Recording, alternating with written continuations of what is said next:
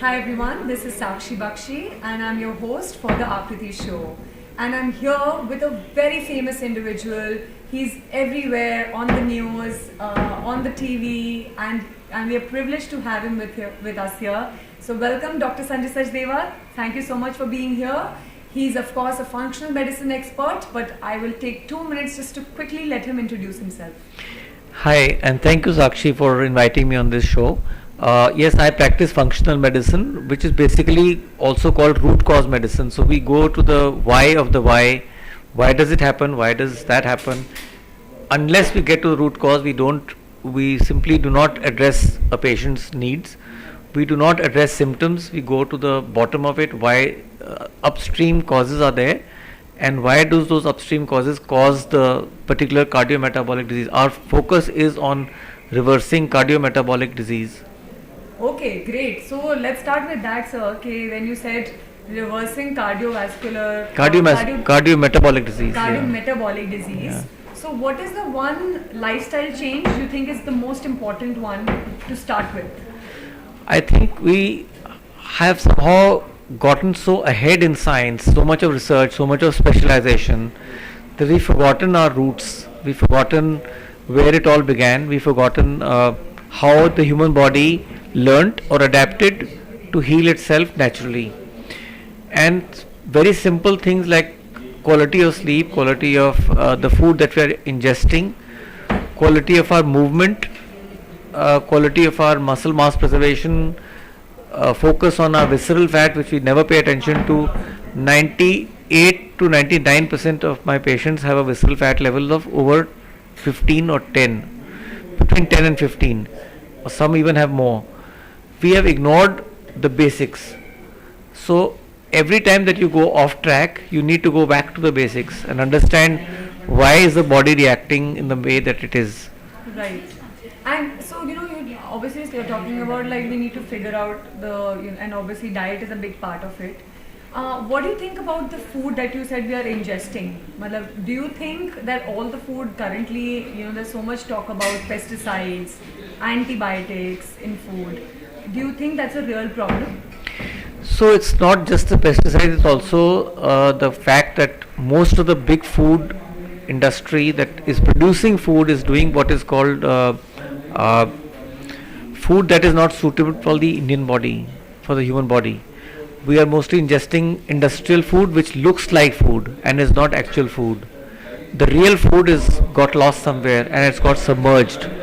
From the fresh vegetables that we get in the market, which are full of color and they are genetically modified, to the packaged foods that we get, which are called ultra processed foods, UPF, we have somehow lost the essence of nutrition. Nutrition is not just food, it's also a signaling issue. So everything from your thoughts to your mind to the signals that are generated with food, because the food that you eat and ingest is actually passing a signal to your brain. Our brains are influenced deeply by what we eat. जैसा मन वैसा अन्न, या जैसा अन्न वैसा मन. Got it. बिल्कुल सही कहा आपने. So what would you recommend in terms of like you said, जैसा अन्न वैसा मन, what would you recommend for someone to generally eat, if they want to maintain a general fitness level? Go back 150 years and try to understand what your great great grandfather used to eat. If your great great grandfather or grandmother would walk into a modern store like Modern Bazaar or one of the fancy supermarkets that we have in India now, what will they pick up? They were not educated enough to read the labels. They do not understand Pringles and they do not understand Lay's. They don't understand Coca-Cola. They don't understand these things because they could not read the labels. They were uneducated. What would they pick up? They would pick up fresh vegetables, fresh meat, fresh chicken, eggs, things which are naturally there. Go back to that. Yes. And understand what nature produced. Right. That's what you're meant to have. Good. And also, do you think because we're obviously talking about food here, a lot of people are now, I see everywhere there's so many protein put in everything like protein biscuits, protein chips. How important do you think is protein, and do you think we are overdoing it? I think we're not exactly overdoing it, but it is a very subjective question because the protein requirements of each person are different. If you are exercising and building muscle, then your protein requirements are very different. The question is not about how much protein do we require. The question is about what type of protein we are taking. 90% of the protein powders that are available in the market contain either maltodextrin or some sugar substitute or sucralose or some stabilizer. They have certain color or certain flavorings which are all artificial. It's very simple. Learn to read labels of every packaged food that you buy. Pick up any packaged food, including a protein powder, take a picture of the ingredients and put it on ChatGPT, and you will know what harm it's causing to your body. This is a very important fact. We never read labels. We look at the main label, it says ragi chips, and we say ragi is healthy, so we just pick it up. But you read the back of it, and it says it's fried in palm oil. Yes. So we don't understand the nitty gritties, the nuances of what goes into making that healthy looking food. Right. And of course, we are at a conference where we are talking about obesity in gynecology. Do you think there is obviously one health test or a step that most women are currently missing today? I think we are not testing hormones correctly. In India, we don't do salivary hormone tests, which are more relevant, more important, because the blood and serum hormones are not the most accurate way of testing. However, in India, we at least need to do the hormone test, which is the sex hormones, the SHBG, DHEA, progesterone, estrogen, testosterone, and we need to do the thyroid hormones, the antibodies, the FT3, FT4, TSH. We don't measure it correctly.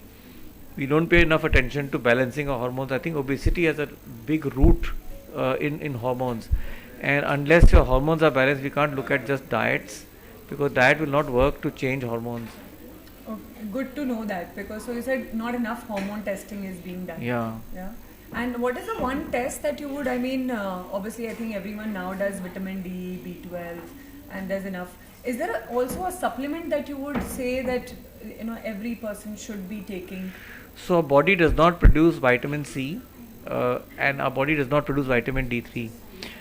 95% of Indians are deficient in D3. I think it's one of the cheapest treatments available in the world. And I've experimented with doctors and with patients taking 60,000 IU a day for 30 days to 60 days. Every day 60,000, not once a week. All of their diseases disappeared. 60,000 IU a day? It's a 50. I think which is usually a weekly recommendation. But I've experimented with over 200 patients. I've done preclinical trials, and most of their immunity issues, their energy issues, pains and aches of the body, they disappear. Okay. Cheapest 50 rupee a day treatment, we don't pay attention to it. Got it. And obviously you mentioned some salivary tests are important. Do you also think any DNA based tests? There's so much talk about DNA based tests now. So it's again a big marketing. I'm not saying it's useless, but if you have cancer, definitely a DNA test works very well. But in general, DNA is an expression that you inherit from your parents. It is an RNA, DNA are all important tests to do. However, no matter what you discover in your DNA is changeable through epigenetics. So the way your lifestyle is will determine how your genes are expressed. The same gene that you've inherited from your parents, let's say it's a diabetes gene you've inherited, you can reverse it by epigenetics. So genes are important, but don't get bogged down by it. Look at the lifestyle that you're leading, look at what you're eating, look at how your sleep is, look at the company you keep, look at the social life you lead, look at the quality of food you ingest, look at the quality of thoughts. The most important is the energy that you are emitting from your body. Yeah, right. And obviously we've spoken about so much about entire lifestyle, but what is one wellness trend that you think is overhyped? There's so many actually. I think gymming is overhyped. Okay. I think it's important to build muscle, but you don't need to go to the gym for it. You can do it at home. I do it with a grip strengthener. I do it with TheraBands. You do it with just sitting and standing on the chair 20 times. You go 15 flights of steps every day, or 20 flights of steps. I climb 40 floors at a time with 4 breaks, 10 floors at a time. So you can, there are so many ways of building muscle without going to the gym. I think it's a very hyped up thing. but it does not help until you have other factors. I said everything works in cohesion, everything works in synchronicity. You need to be synchronous with everything else besides just going to the gym. It's important for some time, yes, but it's not the only thing that is going to solve all problems. Right. Yeah. I mean, obviously, it's a mix of everything, Yeah. as you said. And last but not the least, what is the one surprising thing your patients will or clients, get to learn about you? I will put people off alcohol. Well, So that's good. so that's a thing which people everybody revolts. Oh my God! I thought a little bit of alcohol is good for you. I said no, it's not. It's zero. Now the new research, which is published in 2023, says that no alcohol is good for you. So alcohol is people almost react to it and say, oh my God, I can't do this. I can't do, because it's a trend now. Everybody's drinking, and there are very very few people. I would say probably 1% of people would really not be drinking.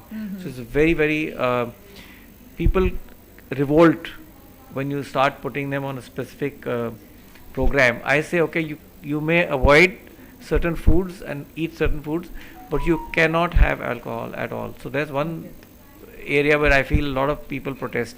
Right. Right. That's true. And so, between sugar or alcohol, what would you say is the worst enemy? Both. Both are equally bad. It's one worse than the other. And of course, and then we have spoken so much about how thoughts affect action, and they also affect our lifestyle. What is your biggest stress buster? So my new book called Your Body Listens is about the energy of thoughts and how every thought has an impact in terms of generating 0.07 millivolts of current. Your body actually generates 12 watts of electricity in a day, and I think it's the biggest ignored factor is the quality of our thoughts, because we do not realize that every thought is able to generate enough cellular communication in your body to alter the cellular expression and the ATP generation just from thoughts. We don't pay enough attention to it. But what is your stress buster? My stress buster, sleep. Sleep. I think Yes. it's the most important factor. You let go of everything that you've been through in the day. Delete, or control alt delete. Press that button before you sleep, and you wake up with a new day, looking ahead to what has passed is past. Give it up. I don't carry forward anything that happened in the previous day to the next day. It's forgotten. That is, I think, the mantra to live life by. That is so important. And obviously, because you're a functional medicine expert, let's hear what's your comfort meal or what's your favorite cheat meal. So I'm a vegetarian, so I usually focus a lot on vegetarian foods. But I eat a lot of protein, and I have eggs, so I have 6 eggs in a day. Okay. That's a very comforting meal for me, because that fills you up, and it's a complete meal in itself. That is great to know for all the vegetarians out there, yes, and non-vegetarians also. And now I'm going to come to our last segment, where I'm going to ask you quickly to give your opinion on a lot of the current trends, products, activities, and so you just need to say take it or trash it. Yeah? Okay. Are we ready to get started? Yeah. Great. So, intermittent fasting for PCOS. Yes. Take it? Take it. Yeah. Okay. Keto for PCOS. In cases, yes. For a limited time period, yes. Okay. Dairy free diet for fertility. Absolutely essential. Take Yeah. it. Okay. Myo-inositol supplements for fertility. Again, very subjective. Subjective. Okay. IV drips for fertility. Absolutely essential, because nutrient absorption is very limited. Most of our guts have leaky gut. 80% people in India have leaky gut syndrome, so they will not absorb supplements fully. So IV drips are 100% absorption. And what would be some IV drips that you would recommend to our audience? So there are various cocktails, but I would say that I think magnesium, vitamin C, high dose vitamin C, and glutathione are important drips to take. For someone trying to conceive. Ashwagandha while trying to conceive. No. Trash it. Okay. And so NAD plus or NMN supplements. NAD plus does not work orally. It NMN what works? NMN converts into NAD, so you don't take NAD directly. So again, Trash it, trash yeah. it. And hyperbaric oxygen therapy. Hyped up, Okay, trash it. Full body MRI scans. not necessary. Trash it. Infrared saunas. Very good. Take Excellent. it. Yeah. Okay. Red light therapy. Excellent for inflammation control. Okay, good. Take it. Cold plunges. Again, not suitable for everybody. Okay. So mixed opinion. Yeah. And let's say CGM monitors for general health. Good once in a lifetime to know what your body reacts to, but it's not a lifestyle trend that you take it every month. Okay. And obviously we have spoken about this, but creatine for women. If you're bodybuilding, yes, Okay, I see. Gut microbiome tests. important because the science is emerging Science is emerging. now. Yeah. Okay. Kegel exercises for women. Absolutely necessary. Okay. And last but not the least, DHEA for women. Uh, Depends on testing. Mhm. If your DHA is low and your adrenal glands are getting fatigued, then you do need DHAs. And of course, actually, my last question is the really last one is probiotics. If you have prebiotics along with it, yes, it's important. Again, probiotics don't work for everybody. It depends on your gut condition and the condition of your microbiome. Okay, so So I didn't know specific this. probiotics for specific conditions. Okay, so there are so many these marketed ones where they're saying Yeah. 60 billion CFUs, Yeah. there are 15 strains. Don't go by just the CFU, go by the strain. Go by the strain. Yeah. And you think For there is each a, for each disease condition there's a separate strain. do you think then a general In my one- house we have 7 types of yogurt, each one containing different strains of probiotics. So the refrigerator has 7 shelves with different types of yogurts fermented from 8 hours to 24 hours to 72 hours to 48 hours. So they have different fermentation processes for different type of probiotics. So we don't take pills, we take different type of yogurts made using different strains. And you know, say someone with an autoimmune disorder, because autoimmune disorder is also much on the rise. Yeah. Would you recommend any specific probiotics for that? Again, is very specific. These are questions to be answered based on the reports of that particular autoimmune. There are 72 types of autoimmune diseases and there are 17 types of probiotics. So you have to match the disease with the probiotic. Okay, okay. And otherwise, for autoimmune disorders, would you have Yes, any? probiotics are important. Yes, we do Okay, have. Okay, and would you Yeah. otherwise recommend anything else for autoimmune disorders? So Saccharomyces boulardii is one of the most commonly used ones for autoimmune. Very important and essential. Okay, great to know.